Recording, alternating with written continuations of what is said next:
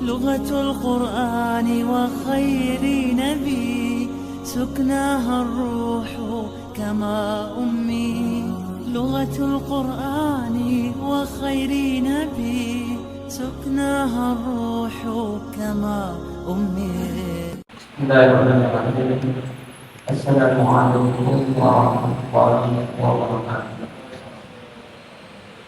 الحمد لله رب العالمين وبه نستعين على أمور الدنيا والدين وأفضل الصلاة وأتم التسليم على سيدنا محمد وآله وأصحابه أجمعين. اللهم أخرجنا من ظلمات الوهم وأدخلنا بنور الفهم وافتح علينا بمعرفة العلم وسهل أخلاقنا بالعلم واجعلنا ممن يستمعون القول فيتبعون أحسنه. سبحانك لا علم لنا إلا ما علمتنا إنك أنت العليم. Amma ba'd. Alhamdulillah adalah ucapan yang pertama kita ucapkan kepada sungguh hari ini. Kembali kita mendapatkan kesedaran kita, kekuatan kita, dan lebih daripada itu keimanan kita kembali berada di dalam urusan ibadah yang dalam. Dan kita baru saja melakukan kekuatan iman, sholat subuh berjamaah, dan masih kita duduk dalam rangka keimanan juga untuk melanjutkan kajian-kajian yang kita lakukan semalam. Baik, Bapak Ibu yang dirahmati Allah Subhanahu wa taala, jemaah subuh yang dimuliakan Allah, taubatan nasuha itu adalah satu peristilahan di dalam Islam yang sudah baku, dan definisinya sudah seperti apa yang kita jelaskan semalam, bahwa orang yang tidak lagi kembali kepada kesalahannya atau meninggalkan kesalahannya dan berjanji di dalam hati tidak akan balik kepada kesalahannya, bagaikan kata Umar bin Khattab, air susu sapi yang telah diperah tidak akan bisa balik kembali ke dalam tempatnya. Seperti itu. Itulah pengertian taubatan nasuha. Bagaimana jalannya taubatan nasuha ini sehingga pada manusia itu terus bisa hadir di dalam dirinya makna dan prinsip itu. Sementara kita pahami manusia ini kadang lupa seteguh-teguhnya ia untuk berjanji untuk tidak akan kembali dan tidak tergoda, tetapi mengkulikan insanu baik, diciptakan dalam keadaan lemah, maka bisa saja jatuh kembali ke dalam kesalahan. Kemudian dia bertobat lagi dengan sungguh-sungguh, sengaja atau tidak sengaja jatuh dalam keadaan. Kemudian tobat lagi, taubatan nasuha, jatuh lagi. Nah, ini kira-kira kalau sudah lebih daripada 3 ke atas, dan kemudian dia masih berjanji pada dirinya untuk bertaubatan nasuha, kira-kira apa masih masuk di dalam taubatan nasuha ini? Nah, itu satu pertanyaan besar. Apakah masih masuk di dalam keselingkuhan? Kalau orang bentuknya sudah seperti itu, dan kalau di sisi manusia dianggap orang yang main-main, istihza namanya, atau orang yang mengolok-olok seperti itu. Kenapa? Ada seorang salah, saya minta maaf, saya salah dengan perbuatan yang sama, besok di sana lagi dalam perbuatan yang sama, besok sana lagi dalam perbuatan yang sama. Padahal sudah diingatkan, la yudalul mu'minu itu perempuan itu marratain. Seorang yang beriman kepada Allah, sifatnya itu tidak boleh jatuh dalam satu tempat dua kali. Kalau sudah pernah jatuh ke tempat ini, jangan lagi jatuh. Kalau Anda orang beriman, tapi ini jatuh lagi. Nah, apakah ini masih masuk di dalam taubat dan nasuha? Jawabnya seperti apa? Kembali kepada hakikat taubat.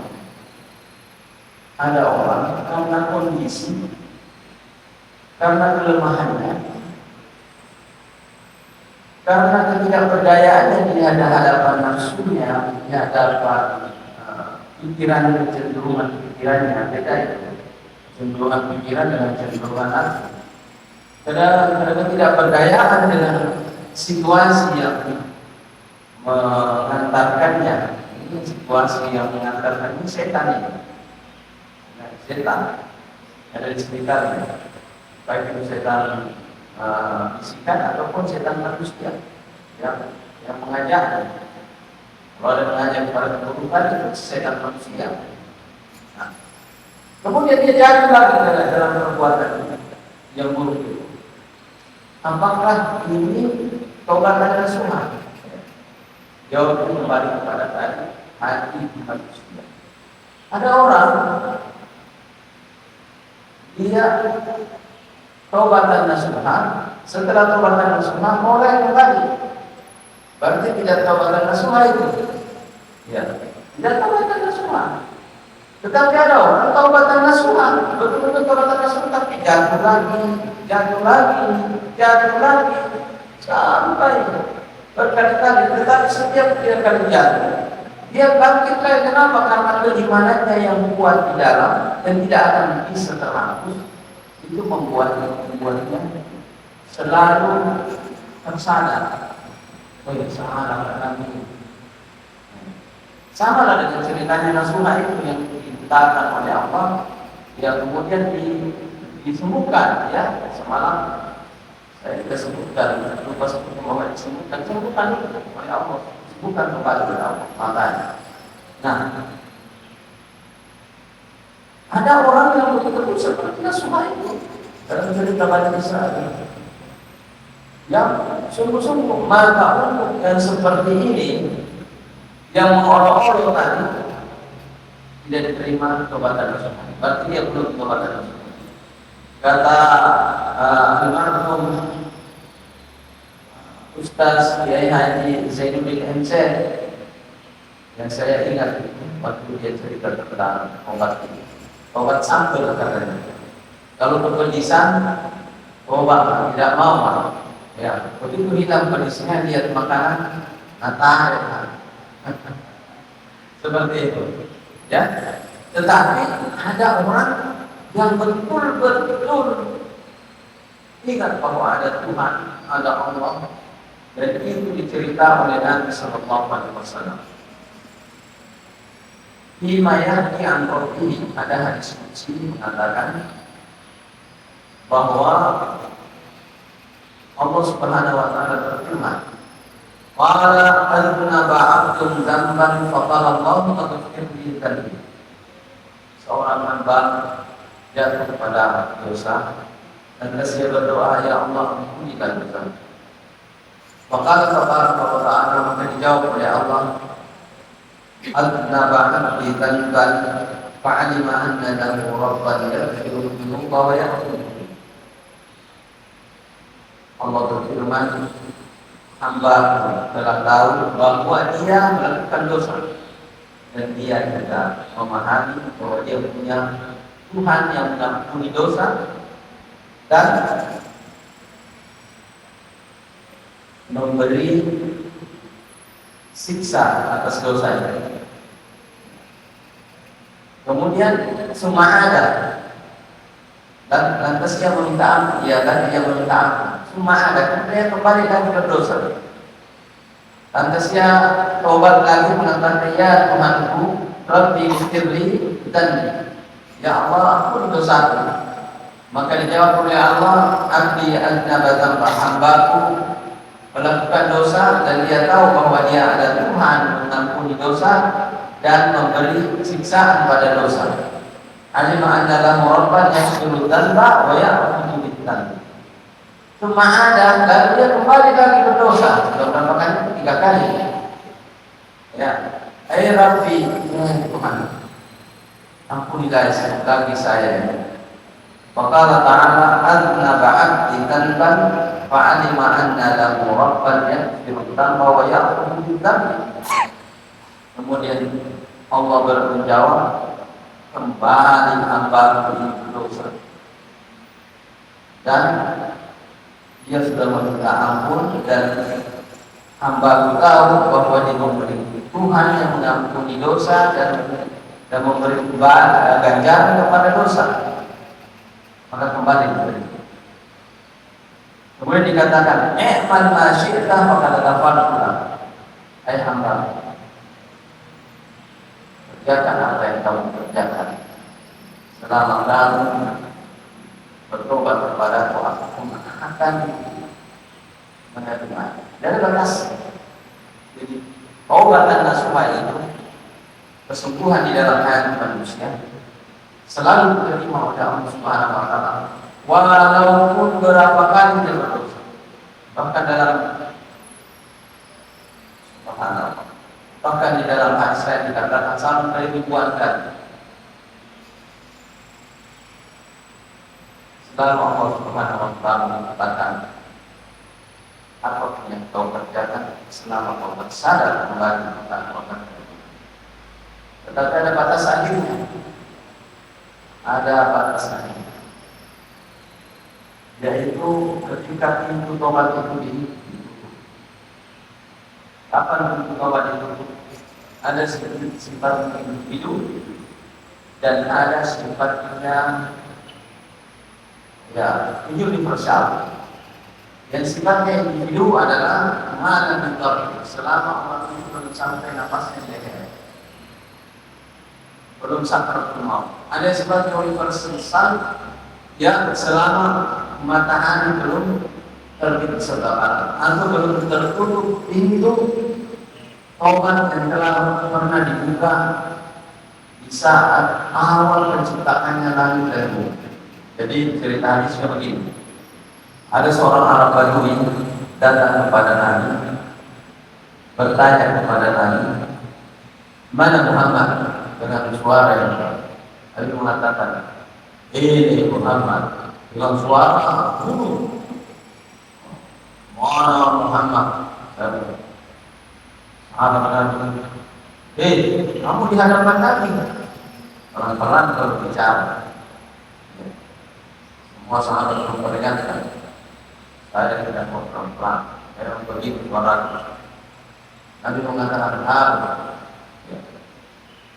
ya Rasulullah, saya cuma mau tanya, apakah seseorang itu bisa bersama dengan orang yang disayanginya dan akhirat? Kemudian Nabi mengatakan, al-mar'u man ahbab. Jumpa semua al-mar'u ala man ahbab. Ya. Al-mar'u man ahbab. Seseorang itu akan dikumpulkan dengan orang yang dicintai dan dihargai. Selang sekali. Kemudian Nabi menceritakan tentang banyak hal. Akhir ceritanya Nabi mengatakan, ada pintu taubat, ada pintu di sebelah barat dari dunia ini. Itu diciptakan oleh Allah Subhanahu wa taala. Dibuka lebar-lebar, itu adalah pintu taubat. Jarak pintunya, ya, itu kalau orang berjalan, lebarnya itu 70 tahun perjalanan seseorang berjalan. Itu tidak akan tertutup sampai matahari terbit di sebelah barat. Jadi ini yang universal. Jadi artinya bahwa begitu besar kasih sayangnya Allah Subhanahu wa taala kepada sang hamba, sehingga diterima tobatnya dengan kadar kesungguhannya. Itulah tobat tersebut. Tetapi kalau dia bertobat, tidak ada kesembuhan, hanya main-main, tidak diterima tobatnya walau satu kali. Tetapi kalau dia sungguh-sungguh, dia akan diterima tobatnya. Maka jangan kita menganggap enteng orang bersalah. Jangan kita melihat, memandang sebelah mata terhadap orang yang berbuat dosa. Jangan kita menganggap kita lebih suci daripada orang yang bersalah. Karena pintu taubat itu masih terbuka. Diceritakan juga di dalam hadis begini. Ada dua orang yang berkelahi, sama-sama berkelahi dan sama-sama terbunuh. Kemudian Allah Subhanahu wa taala senyum melihat mereka masuk ke surga. Diceritakan dalam hadis ini, lafalnya ada depan maknanya yang saya sampaikan. Kenapa bisa? Ternyata kedua orang ini ketemu di medan peperangan. Yang satu dalam posisi kafir, yang satu dalam keadaan beriman. Ketika mereka berkelahi, bertemu, yang beriman ini di tangan orang yang kafir, maka dia mati syahid. Lantas setelah itu, orang ini karena dia menang, suatu saat terkena hidayah oleh Allah Subhanahu wa taala. Dan akhirnya dia beriman kepada Allah. Masuk Islam, dia tobat aja. Setelah itu ikut kembali bertempur dan dia mati syahid. Dikumpulkan bersama di surga. Allah Subhanahu wa taala tersenyum, artinya Allah Subhanahu wa taala gembira melihat mereka. Kamu dalam posisi dunia berkata, sekarang kau sama-sama. Ya. Nah, itu adalah satu contoh. Kemudian yang lain ada ceritanya seorang sahabat yang dulu sebelum Islam dia membunuh Hamzah bin Abi Thalib. Ya, Wahsy. Ini Wahsy adalah orang cerdas, seorang budak dia dari Ethiopia, dan dia tentara sewaan bayaran. Kalau yang namanya menembak itu orang menang diletakkan kawat di ujung kepalanya, ini menang. Dia tombak termasuk di kawat, di dalam kawat dari itu hebat. Dan dia ditugaskan untuk menombak Hamzah bin Abdul Muttalib dalam pertempuran itu. Kalau engkau bisa tombak Hamzah, saya bebas, kata Hindu. Ya, kata Hindu istri daripada Abu Sufyan bin Harb. Dan berhasil. Syahid Hamzah bin Abdul Muttalib namanya. Singkat cerita, waktu maklumat dia mulai sudah di dalam hatinya, sudah mau masuk Islam. Tapi di dalam hatinya ini terniat-niat mata tobat itu minta ke Allah Subhanahu wa taala, berfirman, ya innallaha la yaghfiru an yushraka bihi wa yaghfiru ma duna dzalika liman yasha. Kata Allah di dalam Al-Quran dikatakan, sungguhnya Allah tidak menerima obatnya orang musyrik, tidak menerima obatnya orang musyrik, dan menerima seluruh, tidak mengampuni dosa syirik, tetapi mengampuni seluruh. Berarti saya ini tidak bisa, tidak memenuhi syarat masuk Islam, karena saya syirik, saya masuk. Yang kedua, seluruh perbuatan buruk saya kerjakan. Tidak ada yang tidak saya kerjakan.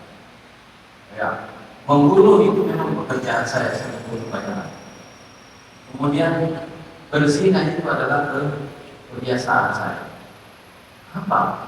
Akhirnya dia datang kepada salah seorang sahabat yang tanya, saya tidak bisa masuk Islam, walaupun sekarang tertarik hati saya masuk Islam.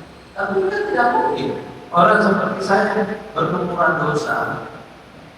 Sampaikanlah kepada Nabi. Akhirnya Nabi katakan, selama dia bertobat, dia bisa bertobat. Tapi bagaimana dengan syirik ya Rasulullah?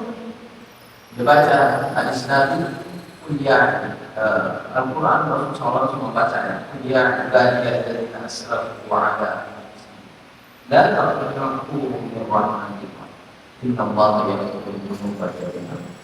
Hai hamba-hamba yang telah berbuat semena-mena terhadap itu, jangan cemas. Ya, datang mengaku min rahmatillah. Jangan cemas bahwa Anda tidak akan mendapat kasih sayangnya Allah.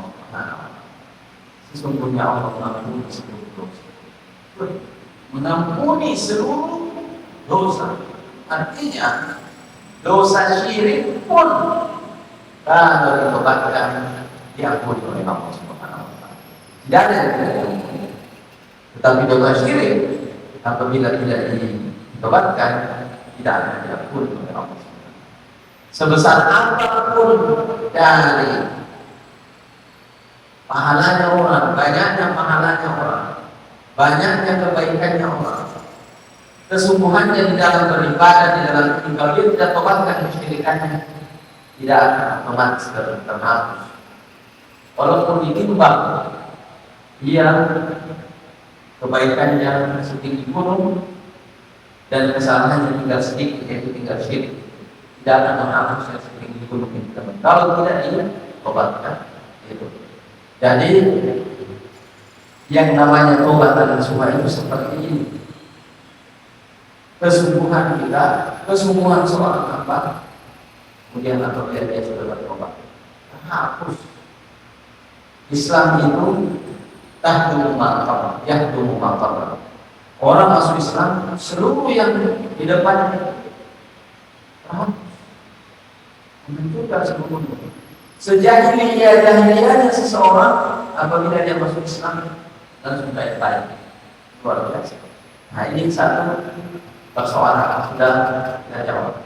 Persoalan berikutnya adalah tadi sudah saya isyaratkan bagaimana kita memandang orang yang bersalah dan bagaimana Allah Subhanahu wa taala memandang orang-orang yang melakukan kesalahan. Orang yang bersalah yang ada di sekitar kita, satu adalah mereka itu adalah objek dakwah. Kita jangan masuk ke surga sendiri, tapi kita hendaknya masuk surga bersama orang-orang yang kita anggap masih jauh dari surga. Kita tarik, kita ambil mereka, kita dakwah mereka, kita pandang mereka dengan penuh kasih sayang. Mereka teraniaya oleh hawa nafsunya, mereka teraniaya oleh pikiran kotornya, mereka terombak-ambing oleh pengaruh yang ada di sekitar. Sayangi mereka seperti kita menyayangi diri kita. Dan ini adalah risalah Allah Ta'ala. Dan apabila ada itu di dalam hati kita dan kita doakan berapa banyak manusia yang tadi yang bergelimang di dalam dosa, termasuk di antaranya adalah Umar bin Khattab radhiyallahu ta'ala, Sa'ad bin Abi Waqqas, ya banyak sahabat-sahabat tadi Wahsy. Kemudian tiba-tiba dia masuk Islam dan seluruh hidupnya itu kaitan dalam Islam. Kemudian Sayyidullah Khalid bin Walid juga begitu. Nah, kita ini melihat mereka, subhanallah, mereka adalah saudara. Cuma mereka ini adalah orang-orang yang berbuat aniaya terhadap dirinya.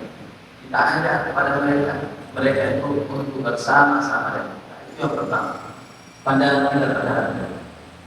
Yang kedua adalah keberadaan mereka di sisi Allah Subhanahu wa taala. Allah itu tidak terpengaruh pada perbuatan dosa hambanya dan perbuatan ketaatan hambanya. Itu perlu kita catat. Tidak terpengaruh.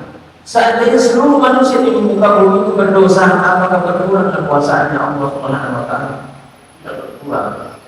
Apakah semua manusia yang hidup di dunia ini itu adalah sungguh beriman dan taat kepada Allah, tidak juga menambah kekuasaannya Allah Subhanahu wa Ta'ala? Maka di dalam konsep Al-Quran dikatakan bahwa mereka itu yang berdosa adalah sebagai ujian pada diri mereka dan ujian kepada orang lain. Bahkan ada di dalam satu hadis yang diungkapkan seperti ini. Hadisnya sahih.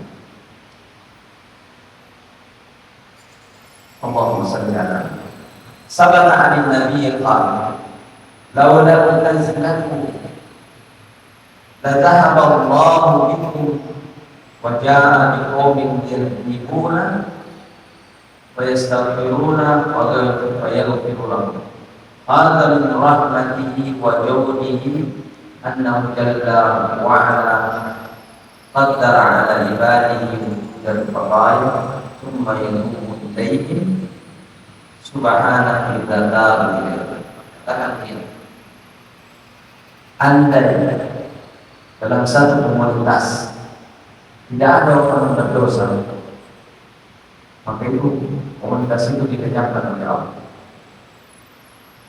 Dilenyapkan oleh Allah. Didatangkan satu komunitas yang ada orang berdosa di dalamnya, lantas minta ampun baru diampuni oleh Allah. Artinya begini, ini hadis ini. Jadi yang namanya kehidupan selalu ada terselip orang yang bersama. Kemudian orang-orang bersama menurut pandangan Al-Quran itu adalah bagian pelengkap dari komunitas orang hidup. Dan mereka ditunggu oleh Allah Subhanahu wa Ta'ala ratapannya perbuatan tobat. Ketika Allah Subhanahu wa Ta'ala menunggunya, maka dia harus jatuh kepada kesalahan. Lantas setelah itu dia kembali kepada kebenaran, baru diberi pahala oleh Allah Subhanahu wa Ta'ala. Maka orang yang berdosa itu, sekian banyak dosanya itu bukan berarti sama sekali tidak ada nilainya. Kesalahan orang yang pernah terjadi di masa lalu sudah tidak ada nilainya. Ada nilainya apabila ditobatkan. Kapan itu ada nilainya? Ulaika alladziina yubaddilullahu sayyi'atihim hasanat. Mereka itu adalah orang yang digantikan keburukannya dengan kebaikan. Ada orang punya keburukan, taruhlah 100. Dan tidak ada nilainya dalam kehidupan manusia, tidak ada nilainya. Tetapi ketika seseorang itu mengalami dosa dan tobat nasuha, maka yang 100 itu digantikan oleh Allah dengan hitungan 100 lagi kebaikan. Nah, kalau dia tidak punya kesalahan saja di masa lalu, maka itu apa yang diganti kalau tidak ada? Tidak ada yang diganti. Nah, ini adalah prinsip terakhir tentang masalah tobat itu. Artinya di hadapan Allah Subhanahu wa Ta'ala, perbuatan yang dilakukan oleh hamba ini, baik itu baik atau perbuatan pun tidak ada apa-apanya. Ini untuk dirinya sendiri. Makanya Nabi Sallallahu Alaihi Wasallam mengucapkan satu hadis, diungkapkan, kemudian apabila seseorang sudah menghadap Allah, itu dihitung amalnya. Kemudian Nabi mengatakan, "Waman wajada khairan falyahmadillah. Waman wajada ghaira dzalik fala yalumanna illa nafsah." Siapa yang mendapatkan amal kebaikannya itu baik, maka memuji alhamdulillah saya tergolong orang-orang yang baik amalnya. Tetapi apa ada seseorang yang mendapatkan segala keburukan yang tidak ditobatkan dalam kehidupan dunia, maka jangan mencela kecuali dirinya sendiri. Dia yang salah. Kenapa kau tidak tobat? Ya. Nah, jadi kata kuncinya adalah bahwa taubat ini adalah perilaku seorang hamba dari dalam hatinya apabila dia bersungguh-sungguh, walaupun terulang berkali-kali, maka tetap akan diterima oleh Allah. Tetapi jangan pernah berniat mengulangi satu perbuatan buruk. Ini bukan berarti seorang itu disahkan untuk melakukan berencana melakukan perbuatan buruk karena ada di tobatnya nanti. Tidak begitu konsepnya. Tapi konsepnya adalah Allah selalu memberi ruang dan kesempatan kepada orang yang pernah bersalah. Saya kira ini nanti dari saya kita akan diskusikan insyaallah. Dan Allah yakum wal لغة القرآن وخير نبي سكناها الروح كما أمي لغة القرآن وخير نبي سكناها الروح كما أمي